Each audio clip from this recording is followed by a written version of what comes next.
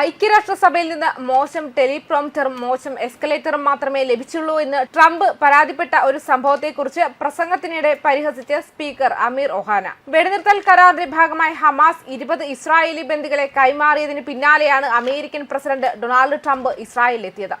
പാർലമെന്റിനെ അഭിസംബോധന ചെയ്യാൻ ടെൽ അവീവിലെത്തിയ ട്രംപിനെ 2.5 മിനിറ്റ് നീണ്ടുനിന്ന സ്റ്റാൻഡിംഗ് ഒവേഷൻ നൽകി സ്വീകരിച്ചു. നിയമനിർമ്മാതാക്കൾ കൈയടിക്കുകയും അദ്ദേഹത്തെ പ്രോത്സാഹിപ്പിക്കുകയും ചെയ്തു. അമേരിക്കൻ നേതാവ് കൈയടിക്കുമ്പോൾ നെസൈറ്റ് ഗാർഡ് അംഗങ്ങൾ കാഹളം മുഴക്കിയെന്ന് ടൈംസ് ഓഫ് ഇസ്രായേൽ റിപ്പോർട്ട് ചെയ്തിരുന്നു. ഇസ്രായേൽ പാർലമെന്റിൽ പ്രസിഡന്റിനെ സ്വാഗതം ചെയ്ത സ്പീക്കർ അമീർ ഒഹാന ജെറുസലേമിലേക്ക് സ്വാഗതം, നെസറ്റിലേക്ക് സ്വാഗതം, ഈ ദിവസത്തിനായി ഞങ്ങൾ വളരെ കാലമായി ആഗ്രഹിക്കുന്നുവെന്ന് വ്യക്തമാക്കി.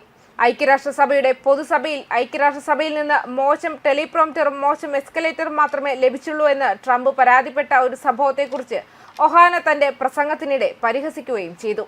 നിങ്ങളുടെ ടീം ടെലിപ്രോംപ്റ്റർ പരിശോധിച്ചു, അത് മനോഹരമായി പ്രവർത്തിക്കുന്നുണ്ടെന്ന് ഒഹാന പറഞ്ഞു.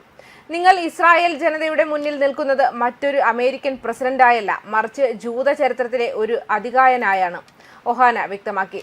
ന്യൂയോർക്കിൽ നടന്ന 80ാമത് ജനറൽ അസംബ്ലി സെഷനിൽ നടത്തിയ പ്രസംഗത്തിൽ ട്രംപ് പറഞ്ഞത്, ടെലിപ്രോംപ്റ്റർ പ്രവർത്തിക്കാത്തതിനാൽ ടെലിപ്രോംപ്റ്റർ ഇല്ലാതെ ഈ പ്രസംഗം നടത്തുന്നതിൽ എനിക്ക് വിരോധമില്ല എന്നാണ്. ഈ ടെലിപ്രോംപ്റ്റർ പ്രവർത്തിപ്പിക്കുന്നവർ വലിയ കുഴപ്പത്തിലാണെന്ന് മാത്രമേ എനിക്ക് പറയാൻ കഴിയൂ എന്നും വൈറ്റ് ഹൗസിൽ തിരിച്ചെത്തിയതിനു ശേഷം ഐക്യരാഷ്ട്രസഭയിൽ നടത്തിയ ആദ്യ പ്രസംഗത്തിൽ അദ്ദേഹം വ്യക്തമാക്കിയിരുന്നു. ട്രംപിനൊപ്പം അദ്ദേഹത്തിന്റെ പ്രത്യേക ദൂതൻ സ്റ്റീവ് വിറ്റ്കോഫ്, മരുമകൻ ജാരഡ് കുഷ്നർ, മകൾ ഇവാങ്ക എന്നിവരുമുണ്ടായിരുന്നു. വൈറ്റ് ഹൗസിൽ ഇസ്രായേലിന് ഇതുവരെ ഉണ്ടായിട്ടുള്ളതിൽ വെച്ച് ഏറ്റവും വലിയ സുഹൃത്ത് എന്നാണ് ഇസ്രായേലി പ്രധാനമന്ത്രി ബെഞ്ചമിൻ നെതന്യാഹു ട്രംപിനെ വിശേഷിപ്പിച്ചത്. വൈറ്റ് ഹൗസിൽ ഇസ്രായേൽ രാഷ്ട്രത്തിന് ഇതുവരെ ഉണ്ടായിട്ടുള്ളതിൽ വെച്ച് ഏറ്റവും വലിയ സുഹൃത്താണ് ഡൊണാൾഡ് ട്രംപ്. ഒരു അമേരിക്കൻ പ്രസിഡന്റും ഇസ്രായേലിനായി കൂടുതൽ കാര്യങ്ങൾ ചെയ്തിട്ടില്ല, നെതന്യാഹുവിനെ ഉദ്ധരിച്ച് വാർത്താ ഏജൻസി AFP വ്യക്തമാക്കി.